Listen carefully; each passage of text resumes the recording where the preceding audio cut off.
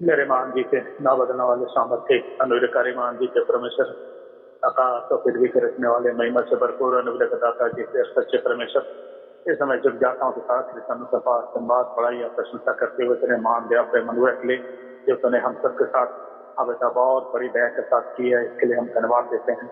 आप अनुग्रहकारी परमेश्वर, हम क्या थे, कुछ भी नहीं, मिट्टी रात धूल, लेकिन तूने हम सबको हाँ पिता ऐसे लोगों को हाँ पिता जो कि कुछ भी नहीं थे संसार में, ऐसे लोगों को तूने चुना आपने दया अपना करुणा के द्वारा से हाँ पिता, और हमारे लिए तूने कलवरी क्रूस पर अपना प्राण दिया महान जी के परमेश्वर हाँ पिता, और उसी लहू के द्वारा हमें धोया, शुद्ध किया, पवित्रता में लाया और अपना हाँ पिता पुत्र और पुत्र बनाया। इसके लिए हम धन्यवाद देते हैं पिता, इस दिन के लिए भी हाँ पिता एक मौका फिर दिया महान जी के परमेश्वर तेरे अनुग्रह के द्वारा से यहाँ पिता हम तेरे चरणों के पास झुक सके, तेरे नाम की महिमा और बड़ाई कर सके हाँ पिता। और ये दिन भी देखने दिया अनुग्रहकारी परमेश्वर कि आज के दिन हाँ पिता हम सब एक साथ मिलके एक साथ बैठ के हाँ पिता तेरी आराधना करें, तेरे वचनों का मनन करें, तेरे गीतों को हम गुनगुनाएं। इसके लिए हम धन्यवाद देते हैं मान जिसे परमेश्वर समय धन्यवाद देते हैं पिता, ये तेरा प्रेम ही है, तेरा ये अनुग्रह है, तेरा ये दया है पिता हम सबके साथ ऐसा भयानक समय में, जबकि आज एक भयानक मान जिसे परमेश्वर हाँ पिता तेरा प्रकोप अब जबकि सारे संसार पर भड़का हुआ है, लेकिन तूने हमें संभाला है हाँ बेटा। आपने उस वचन के द्वारा तूने कहा हाँ बेटा कि तेरे निकट 1000 गिरेंगे और तेरे दहने 10,000 गिरेंगे, परंतु वो तेरे निकट नहीं आएगा। महान जी से परमेश्वर धन्यवाद देता हूँ इस वचन के लिए, और महान जी से परमेश्वर धन्यवाद इस बात के लिए भी देता हूँ कि हम जैसे लोगों को भी एक मौका तूने आज दिया हाँ बेटा तेरे जीवन दिन में हाँ बेटा आराधना करने के लिए, हम सब एक साथ बैठ के एक साथ मिलकर तेरी आराधना कर सके। अनुग्रहकारी परमेश्वर इस समय जुट जाते हैं महान जी से परमेश्वर, एक तेरा प्रेम ही है, क्योंकि तेरा प्रेम ऐसा प्रेम है, महान प्रेम है जो कभी हाँ बेटा खत्म नहीं होने वाला प्रेम है हाँ बेटा, क्योंकि हम जानते हैं जितने भी सारी बातें हैं हाँ बेटा सब मिलकर के हमारी भलाई उत्पन्न करती है हाँ बेटा।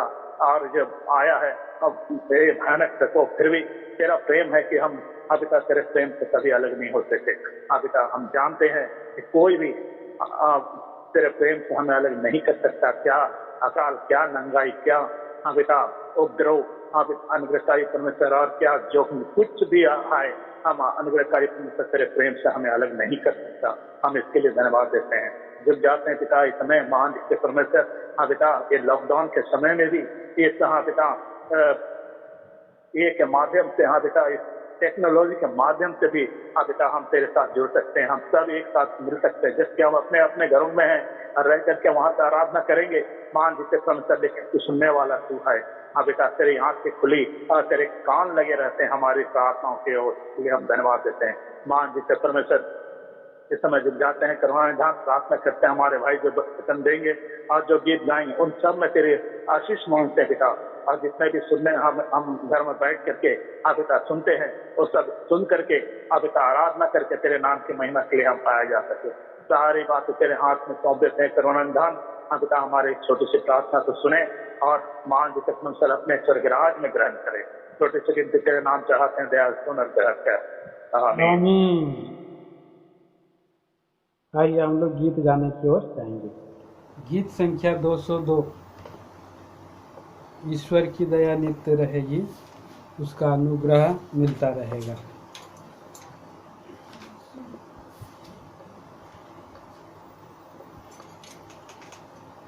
ईश्वर की दया नित्य रहेगी, उसका अनुग्रह मिलता रहेगा। धन्यवाद के स्तुति हम गाके, हालेलुया पुकारे हम।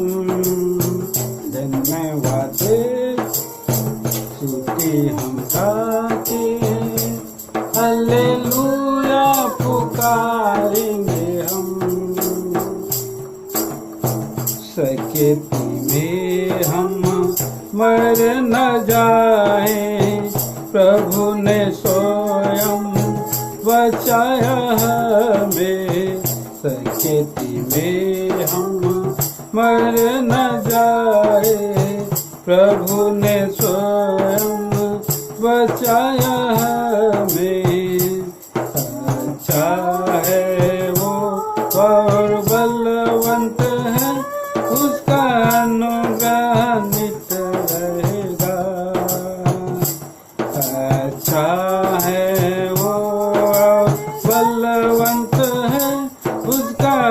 अनुग्रह नित्य रहेगा। ईश्वर की दया नित्य रहेगी, उसका अनुग्रह मिलता रहेगा। धन्यवाद देते स्तुति हम गा के, हालेलुया पुकारेंगे हम। धन्यवाद देते स्तुति हम गा के, हालेलुया पुकारेंगे हम। शत्रु सेनाएं चारों ओर थे, दाऊद भक्त ईश्वर संग हो। शत्रु सेनाएं चारों ओर थे, दाऊद भक्त ईश्वर संग हो। सामने चला वो बलवंत है, उसका अनुग्रह मित्र रहेगा। सामने चला वो बलवंत है, उसका अनुग्रह मित्र रहेगा। ईश्वर की दया नित्य रहेगी, उसका अनुग्रह मिलता रहेगा। धन्यवाद देते स्तुति हम गा के, हालेलुया पुकारेंगे हम। धन्यवाद देते स्तुति हम गा के, हालेलुया पुकारेंगे हम। अग्नि परीक्षा जब जीवन में आई, सांत्वना दिया और जयवन भी किया। अग्नि परीक्षा जब जीवन में आई, सांत्वना दिया जयवन भी किया। कार्य विजय वो का तब है, उसका अनुग्रह नित्य रहेगा। कार्य विजय वो का तब है, उसका अनुग्रह नित्य रहेगा। ईश्वर की दया नित्य रहेगी, उसका अनुग्रह मिलता रहेगा। धन्यवाद देते स्तुति हम गा के, हालेलुया पुकारेंगे हम। धन्यवाद देते स्तुति हम गा के, हालेलुया पुकारेंगे हम। अंधकार रूपी कष्ट जब आए, मेरे पैरों का दीपक तू बना।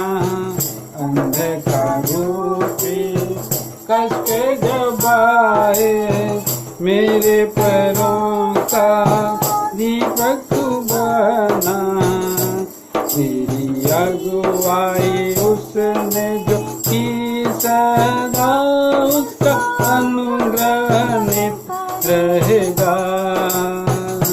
मेरी अगुवाई उसने जो की सदा, उसका अनुग्रह नित्य रहेगा।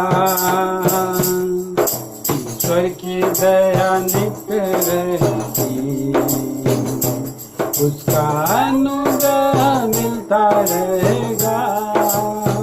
धन्यवाद देकर स्तुति हम गा के, हालेलुया पुकारेंगे हम। धन्यवाद देके स्तुति हम गा के, हालेलुया पुकारेंगे हम। नार के समान जब निंदाएं आई, वीर ने हमको आत्मा दिया था। बाढ़ के समान जब निंदाएं आई, वीर नहमीया को आत्मा दिया था। दृढ़ विश्वास धीरज और साथ मिला, उसका अनुग्रह नित्य रहेगा। दृढ़ विश्वास धीरज और साथ मिला, उसका अनुग्रह नित्य रहेगा। ईश्वर की दया नित्य रहेगी, उसका अनुग्रह मिलता रहेगा। धन्यवाद देते स्तुति हम गाके, हालेलुया पुकारे हम। धन्यवाद देके स्तुति हम गाके, हालेलुया पुकारे हम। अनंत ईश्वर सच्चा धर्मी नित्य हमारे साथ रहता है। अनंत ईश्वर सच्चा धर्मी नित्य हमारे साथ रहता है। आज दिए आओ स्तुति करें, उसका अनुग्रह नित्य रहेगा। इसलिए आओ स्तुति करें, उसका अनुग्रह नित्य रहेगा। ईश्वर की दया नित्य रहेगी, उसका अनुग्रह मिलता रहेगा। धन्यवाद देते स्तुति हम गाके, हालेलुया पुकारे हम। धन्यवाद देते स्तुति हम गाके, हालेलुया पुकारे हम। गीत संख्या 107।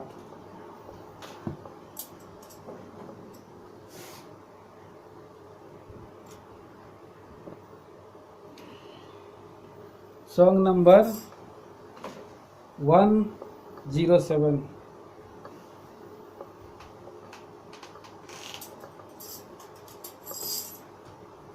तारणहार जगत का प्रभु यीशु, दूतों का परमेश्वर प्रभु यीशु, मुझे अपना बनाने आया यीशु, गले अपने लगाने आया यीशु। सब कुछ यीशु मेरा प्रभु यीशु, सबसे महान प्रभु यीशु। हालेलुया आमीन, हालेलुया आमीन। सर्वहादिरों का प्रभु यीशु, खोजने वालों को मिलता प्रभु यीशु। मेरे भोजन का है प्रभु यीशु, पतितों का है मित्र प्रभु यीशु। सब कुछ यीशु मेरा प्रभु यीशु, सबसे महान प्रभु यीशु। हालेलुया आमीन, हालेलुया आमीन। मेरे पग दीपक है प्रभु यीशु, मेरे पथ का उजियारा प्रभु यीशु। मेरी महिमा किया सा प्रभु यीशु, मेरे दौड़ का निशाना प्रभु यीशु। सबको यीशु मेरा प्रभु यीशु, सबसे महान प्रभु यीशु। हालेलुया आमीन, हालेलुया आमीन। मेरे जीवन की रोटी प्रभु यीशु, मेरे जीवन का जल है प्रभु यीशु। मधुरता से मीठा प्रभु यीशु, मेरे जीवन का दाता प्रभु यीशु। प्रभु यीशु मेरा प्रभु यीशु, सबसे महान प्रभु यीशु। हालेलुया आमीन, हालेलुया आमीन।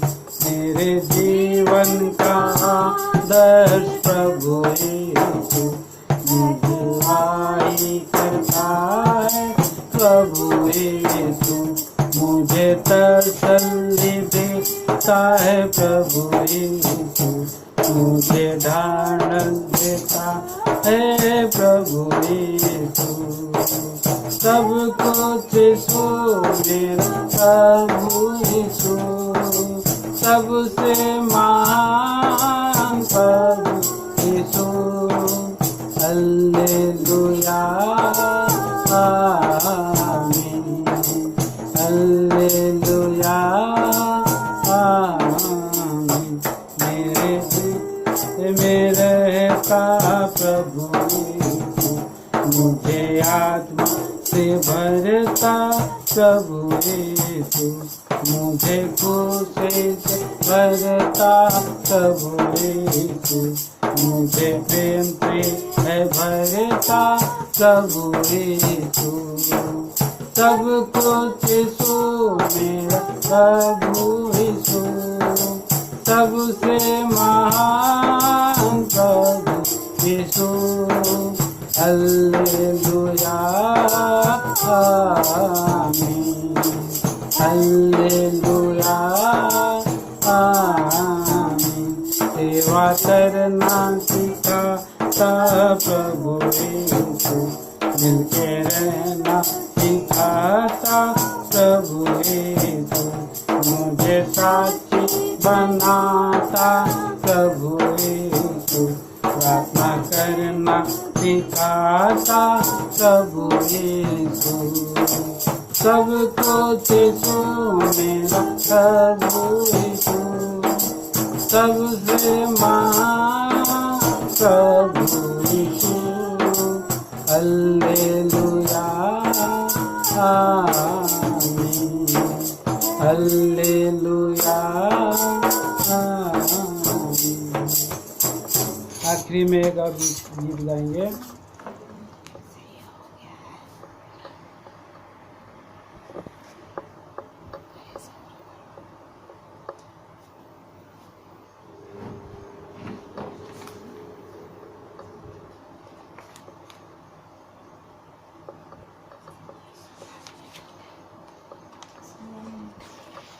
आइए हम लोग और गीत गाएंगे।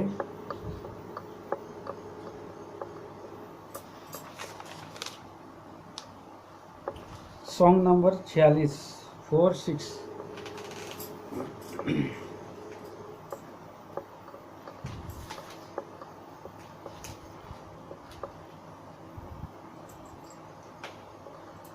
यहाँ की स्तुति स्तुति ईश्वर की, सूर्य और चंद्रमा, पवित्र दूत गण सेना ईश्वर की, ऊंचे स्थानों में करो स्तुति यहोवा की। स्तुति स्तुति ईश्वर की, सूर्य और चंद्रमा,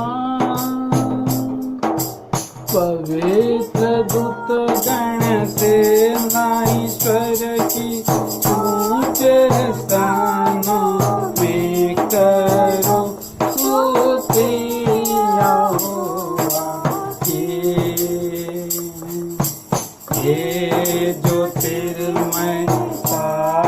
गण सब हे विशाला का,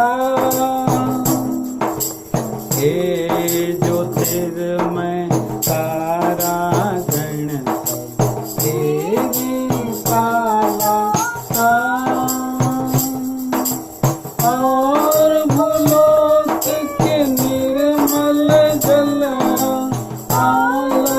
हिम्मत रे,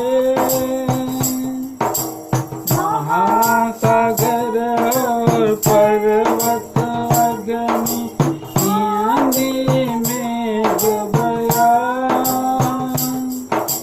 प्रशंसा करो बलदाई वृक्ष पिता ईश्वर की करो स्तुति यहोवा की, की स्तुति ईश्वर की, सूर्य चंद्रमा पवित्र दुख गण ईश्वर की, ऊंचे स्थानों में करो स्तुति यहोवा की, राजा प्रजा न्याय राज राज के लोग, बालक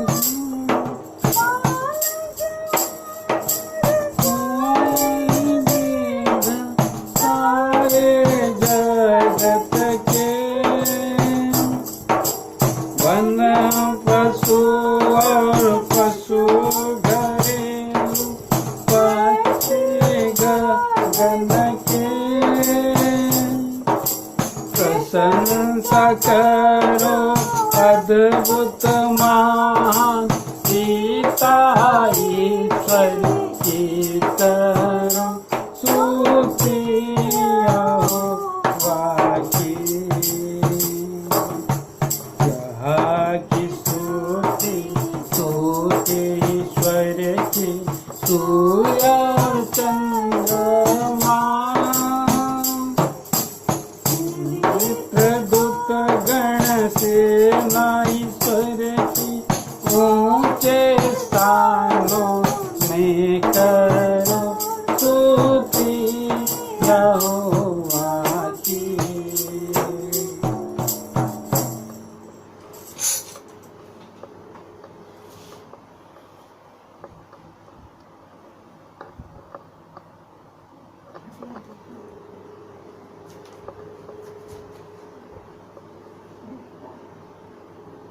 आइए प्रिय भाई बहनों, थोड़ा समय हम आराधना के वचन के द्वारा प्रभु हमें तैयार करें।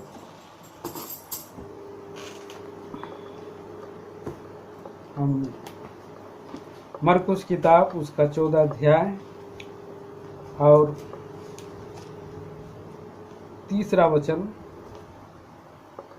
सभी साथ में मिल करके पढ़ेंगे।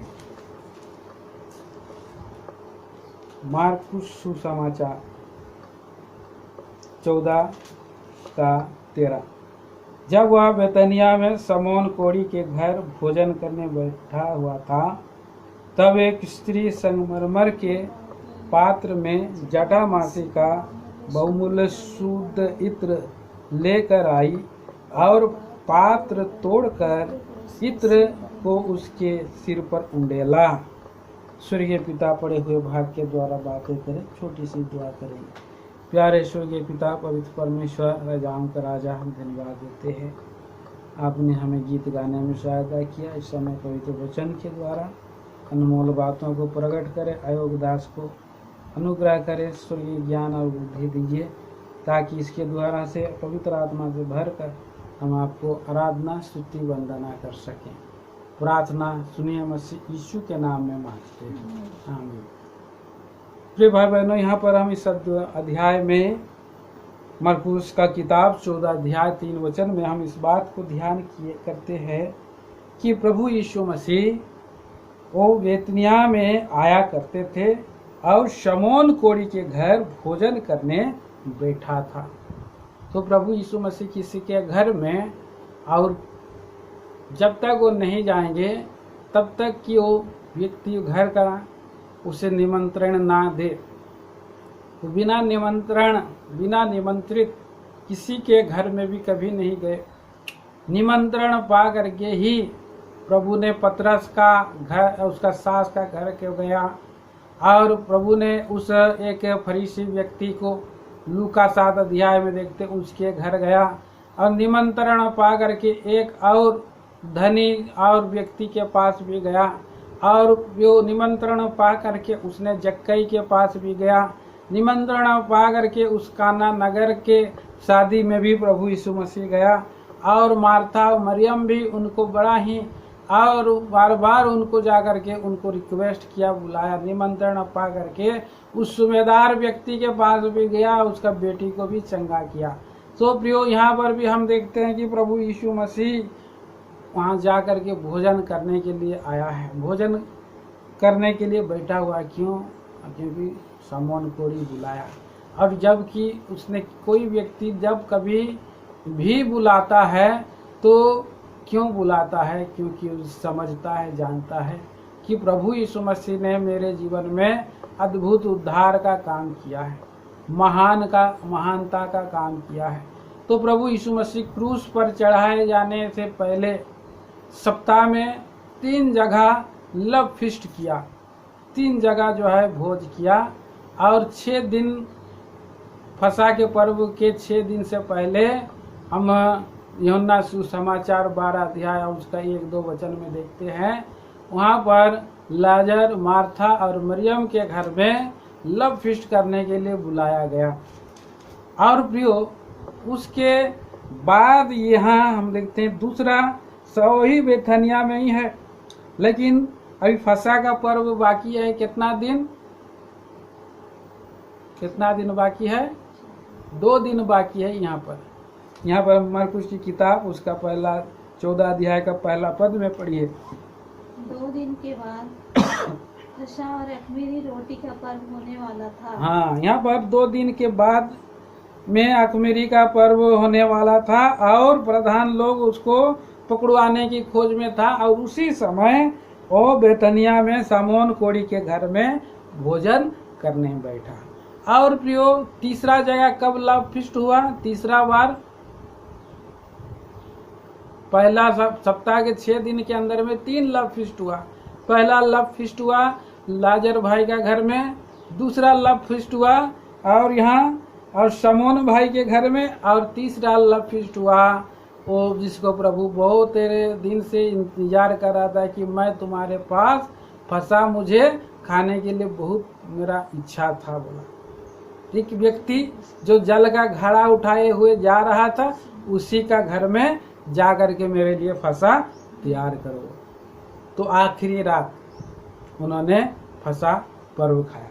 सो इससे पहले कि वो उस क्रूस पर जाए, प्रभु का उस उंडेले जाने के लिए, तोड़े जाने के लिए और क्रूस पर बलिदान हो जाने का प्रेम को प्रकट करे सभी लोगों को ऊपर में।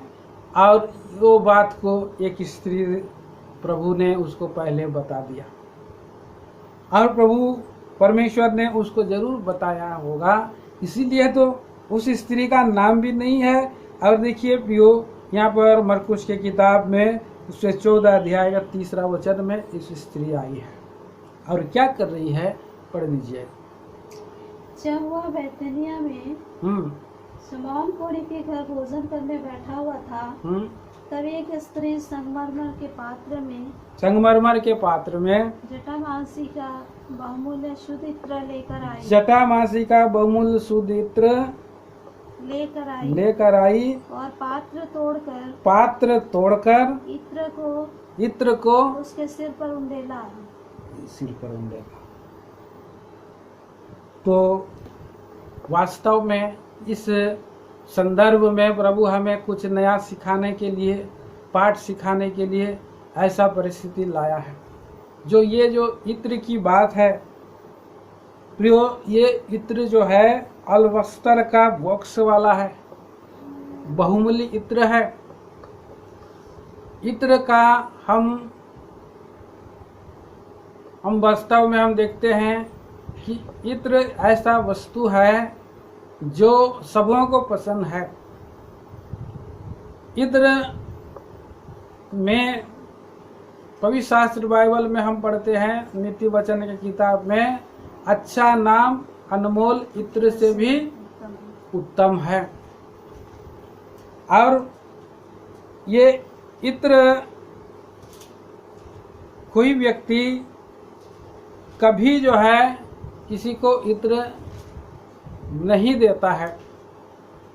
साधारणतः लोगों को इत्र बांटते फिरता नहीं है। तो इत्र क्या है? सुगंध फैलाता है चारों ओर।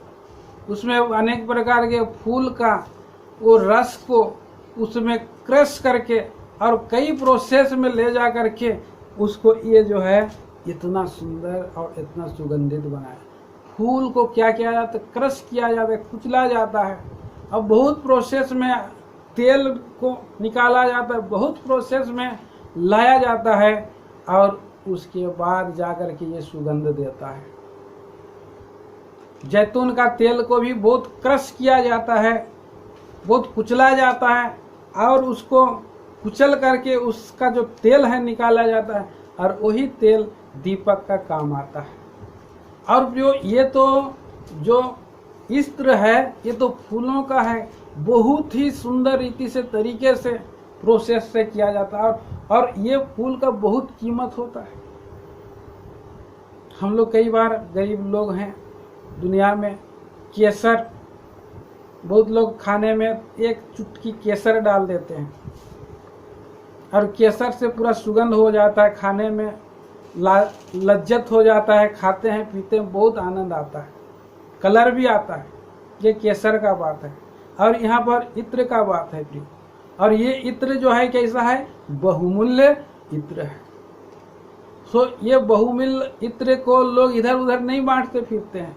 एक प्रिय भाई का, प्रभु का दास है, उनका एक बार बेटी का शादी हुआ और जब शादी हो गया तो जब शादी वाले दूल्हे वाले निमंत्रण किए, दुल्हन पार्टी के वो लोगों को खाने के लिए बुलाए।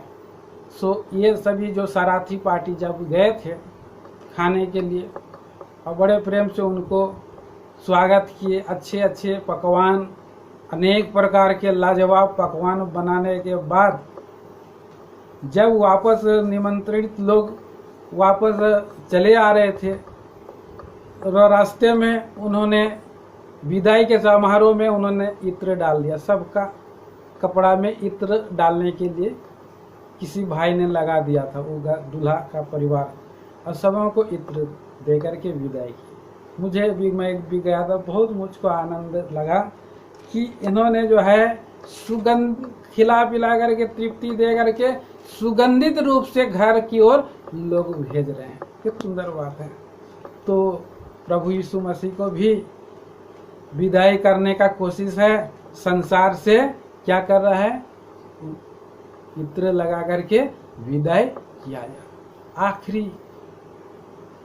आखिरी पड़ाव में आ गया है, अंतिम मुलाकात प्रभु का, और उसके साथ पता नहीं भेंट होगा कि भी नहीं होगा। प्रभु के मन में भी यही धुक रहा है। सो इसीलिए जब लोगों ने रिसियाए, कुड़कुड़ाए, ये 300 दिनार का महंगा बहुमूल्य इत्र क्यों बर्बाद किया गया? 300 दिनार, एक दिनार में कितना कितना लोगों को खाना मिल सकता है, एक दिनार में तृप्ति हो सकता है। एक दिनार में कई बार एक दिन लोग मजदूरी करते हैं। एक दिन का मजदूरी 1 दिनार होता है।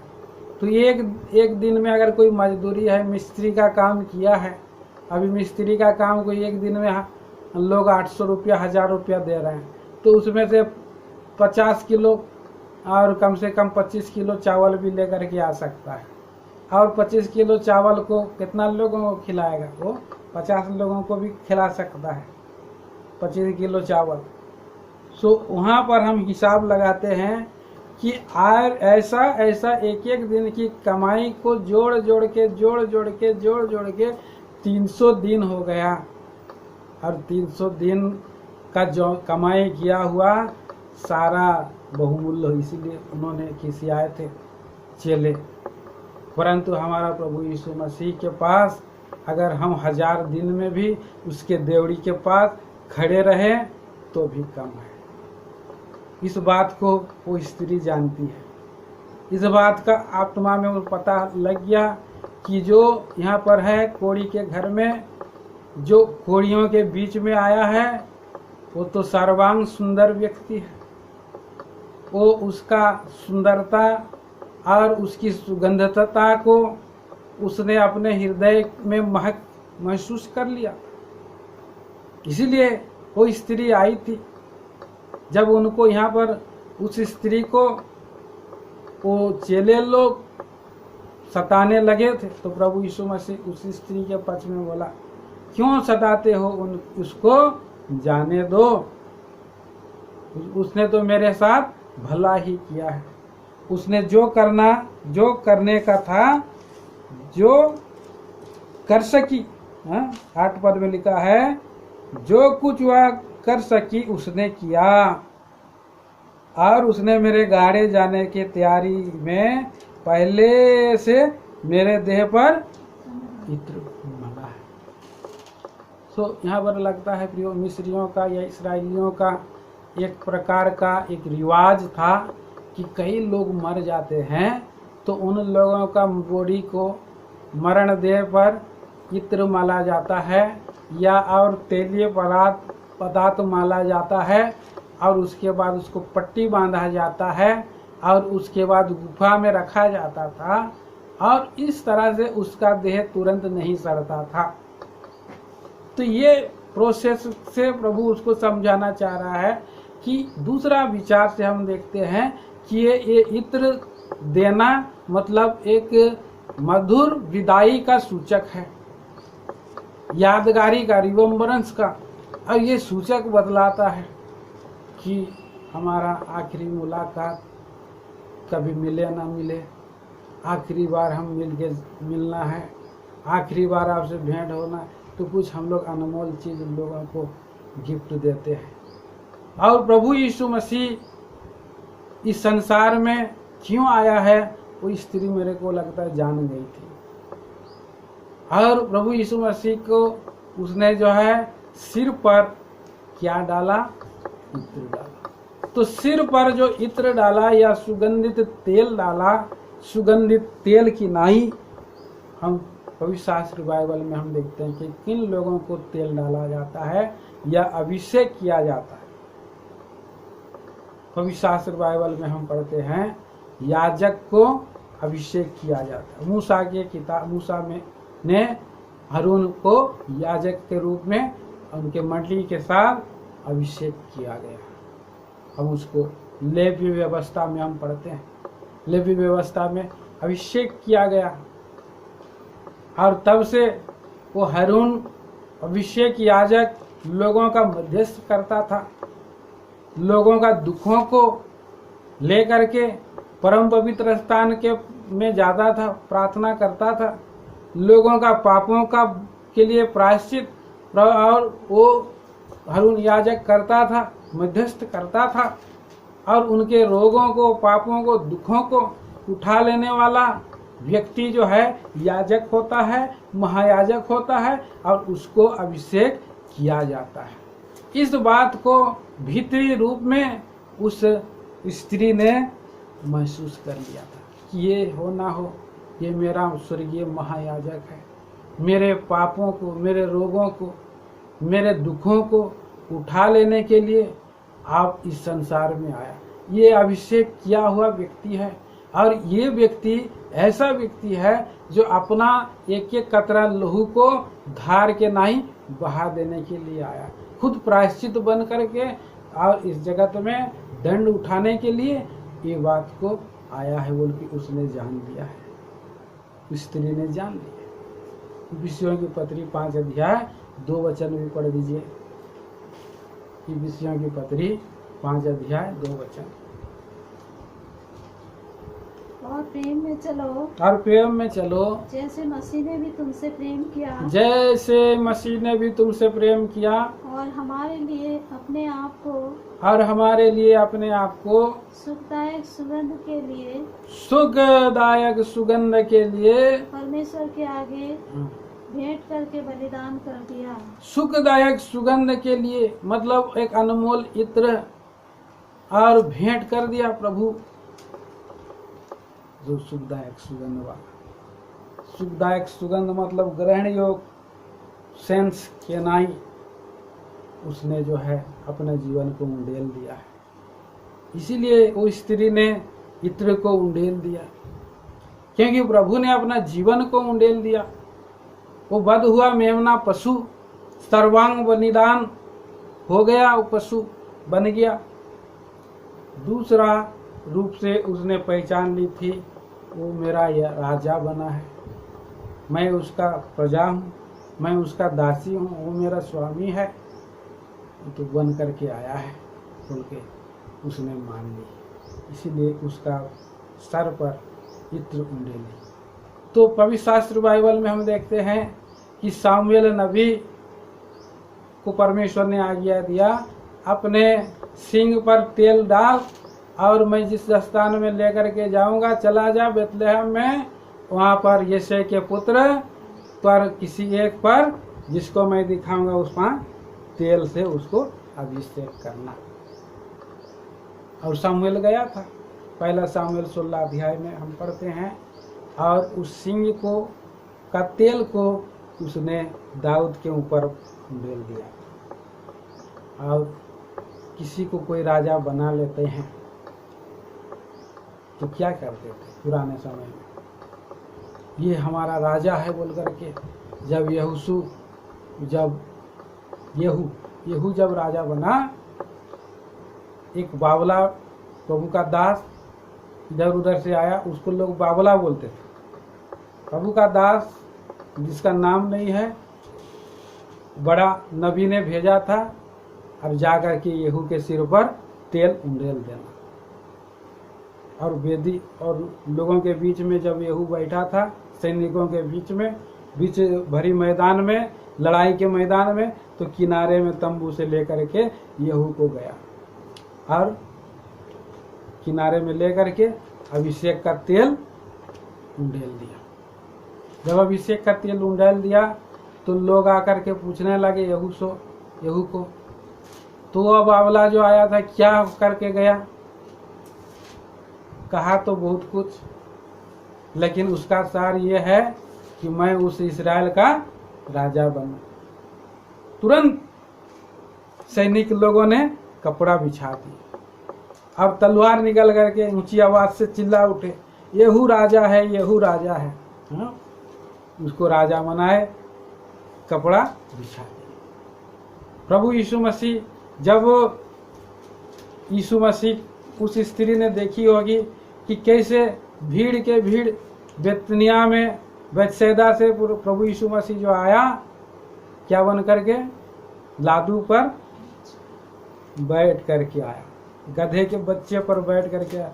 पूरा नगर चिल्ला उठा, हाँ, होसाना होसाना चिल्ला उठा। दाऊद का पुत्र राजा बोल करके उसको स्वीकार किया। इतना ही नहीं, मरे हुओं को भी प्रभु ने जिलाया था और लाजर को भी जिला उठाया था। इस बात को अनुभव करके जान ली थी कि यही व्यक्ति जो है हमारे पापों के लिए मारा जाएगा, यही राजा है। इसीलिए राजा के रूप में वो स्त्री ने उसको इत्र मिली थी। और जो तीसरा हम देखते हैं, नबी के रूप में नबियों को भी जो है अभिषेक किया जाता था। तो हमारा प्रभु यीशु मसीह नबी था, इसको परमेश्वर ने अभिषेक किया था, मसा किया था, तो हमारा इसी तरह से उसको स्वीकार किया। तो स्वीकार करना मतलब उसको उसके प्रति समर्पण हो जाना। यही समर्पण ही हमारा आराधना है। जैसे उस स्त्री ने समर्पण की, वे समर्पण क्या है? आराधना है, प्रभु की आराधना। वास्तव में इत्र को जो उंडेलना, जिसके कारण से घर क्या हो जाता है, सुगंध हो जाता है। सुगंध हो जाना मतलब महक जाना, मतलब यहाँ पर एक प्रकार का अलग माहौल तैयार हो जाना है। ये कोढ़ी का घर है। कोढ़ी क्या था? कोढ़ी का जीवन में बदबू रहता है, और वो कोढ़ी लोग छावनी के बाहर रहते हैं। एक कोढ़ी लोग, ऐसे कोढ़ी में से ये समोन भी एक कोढ़ी ही था मेरे ख्याल से, इसलिए तो यहाँ पर समोन कोढ़ी बोल के लिखा है। अगर समोन कोढ़ी नहीं रहता तो समोन का कोई कोढ़ी बोलता है क्या? कोढ़ी नहीं बोलता। जिसका नाम लंगड़ू रहता है, लंगड़ा के चलता है तो उसको लंगड़ू बोलते हैं। जिसका एक आंख फूटा रहता है तो उसको बोलते हैं टेरू बोलते हैं। टेरू भी बोलते हैं, और क्या बोलते हैं? काना बोलते हैं, काना भी बोलते हैं। यहाँ इसको कोढ़ी बोलते हैं। अब हम मत्ती की किताब 8 अध्याय में हम देखते हैं, जैसे प्रभु यीशु मसीह ने पहाड़ से नीचे उतरा तो एक कोढ़ी उसको मिला, और उसने बड़ी विनती करके प्रार्थना की, विनती किया, हे प्रभु अगर तू चाहे तो मुझे छू सकता है, मुझे शुद्ध कर सकता है। और प्रभु ने उसका हाथ को छू दिया और बोला कि मैं चाहता हूँ तुम शुद्ध हो जाए। प्रभु छू दिया, तो कोढ़ी को छुआ। लाजर भी तो कोढ़ी था, एक लाजर वो भी कोढ़ी था, दूसरा लाजर है जो मर के जी उठा है।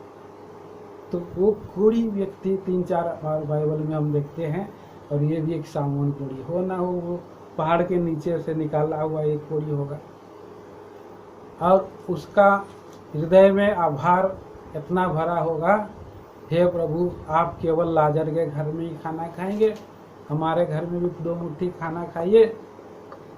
और उसने बड़े रिक्वेस्ट से पूरे चेलों को बुलाएगा। तो प्रभु यीशु मसीह पापियों का मित्र है, दुखियों का, अनाथों का तृप्ति देने वाला है। उस घर में आया, खाना खाने के लिए बैठा था, वो स्त्री आ गई। सो प्रियो, एक कोढ़ी का घर में, गरीब का घर में पूरा सुगंध फैल गया। उसने वहाँ पर सुगंध फैलाया, इसीलिए प्रभु यीशु मसीह क्या बोला, इसने इस घर को सुगंध फैलाया है, लेकिन इसका नाम भी बहुत सुगंधित होगा। कैसे सुगंधित होगा? मरकुस के किताब उसका 14 अध्याय और पढ़िए उसका 9 वचन में। मैं तुमसे सच कहता हूँ, मैं तुमसे सच कहता हूँ कि सारे जगत में जहाँ कहीं सुसमाचार प्रचार किया जाएगा, वहाँ उसके इस काम की चर्चा भी उसके स्मरण में की जाएगी। वो प्रियो, उसका काम की चर्चा उसके स्मरण में किया जाएगा, उसके नाम की चर्चा उसके स्मरण में किया जाएगा। लिखा, उसके काम की चर्चा उसके स्मरण में किया जाएगा। इस स्त्री का तो यहाँ पर नाम भी नहीं लिखा, लेकिन इसका काम को यहाँ पर मेंशन किया गया है, काम को लिखा गया। तो प्रियो, आपका मेरा काम लोगों का जीवन में चर्चा का कारण होना है। बहुत लोग काम तो करेंगे नहीं, लेकिन नाम का डंका बजाना चाहिए, नाम का चर्चा कराना चाहिए। आज दुनिया में बहुत सारे लोग, लेकिन काम का चर्चा जो लोग काम करते हैं उनको उनका नाम को फैलाने की कोई ज़रूरत नहीं है, परंतु अपने आप ऑटोमेटिक फैलते चला जाता है कि फलाना मार्की दुनिया के कलीसिया के लोग इतना उदार हैं, उन्होंने घटी में भी हमारी प्रभु की सेवा बड़े उदारता से दिखाई। पौलुस ने प्रकट कर दिया। प्रभु का दास लोग बतला देते कि भाई फलाना घर का बहन बहुत सुंदर है, बहुत भक्ति स्त्री है, फलाना भाई बहुत भक्त है, फलाना लोग बहुत भक्त है। आप अपने खुद से डिंग मारेंगे तो नहीं होगा, लेकिन आपका बात को कैसे कहाँ से कहाँ प्रभु लोगों के मन में डाल देगा, प्रकट हो जाएगा। पहला थिस्सलुनीयों की पत्री में इसी बात को हम देखते हैं। वहाँ पर पहला अध्याय में उनकी चर्चा कहाँ तक फैल गई कि कहने की नहीं। पढ़ लीजिए काम की चर्चा में।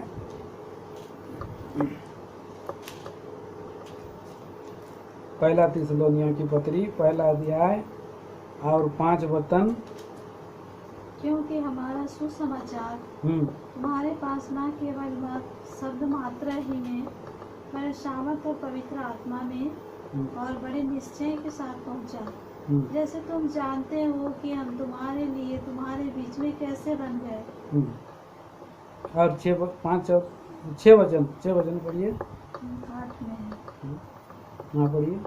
क्योंकि तुम्हारे यहाँ से न केवल मकीदुनिया और अखाया में हाँ प्रभु का वचन सुनाया गया, पर तुम्हारे विश्वास की जो परमेश्वर पर है हर जगह ऐसी चर्चा फैल गई है। हर जगह ऐसी चर्चा फैल गई है कि हमें कहने को आवश्यकता ही नहीं। तो उनकी विश्वास की चर्चा हो रही है, इस स्त्री का भी काम की चर्चा हो रही है, उनके में परिश्रम की पर चर्चा हो रही है, उन्होंने इतना किया तो क्यों ये चर्चा फैल जाता है। ये चर्चा क्या है? सुगंधित इत्र से भी ज्यादा महकदार है, सुगंधित है। मसीह का नाम एक सुगंध है और उस मसीह का सुगंध जो प्रभु यीशु मसीह हमारे लिए इत्र बन करके उंडेल दिया गया है, उंडेला गया इत्र से भी बढ़ करके है, जो आत्मा प्राण देह को उंडेल दिया है। जब हम उसको अपना अनमोल समझ लेते हैं, हम उसको जब अपना बहुमूल्यता समझ लेते हैं, तो प्रियो हम अपने उस इत्र के लिए सब कुछ हम अपना उंडेल सकते हैं, बहुमूल्यता को उंडेल सकते हैं, बलिदान हो सकते हैं। और ये बलिदानिक सेवा है आराधना। आराधना बिना बलिदान का अधूरा है, अपूर्ण है, ग्रहण योग्य नहीं है, इसलिए बलिदान होना जरूरी। बहुत लोग बलिदान मुंह से बहुत सुंदर बातें तो जरूर बोलते हैं, अच्छे अच्छे शब्दों का इस्तेमाल जरूर करते हैं, परंतु हम देखते हैं प्रियो बलिदानिक जीवन नहीं रहता।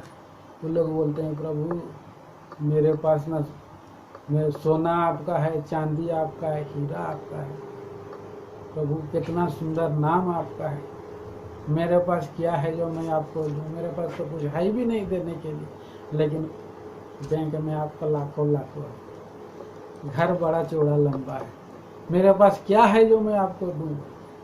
इसके पास क्या था जो उसने दिया? अलबस्तर के एक बड़ा अलबस्तर का बोक्स था, उसने मुझे दिया।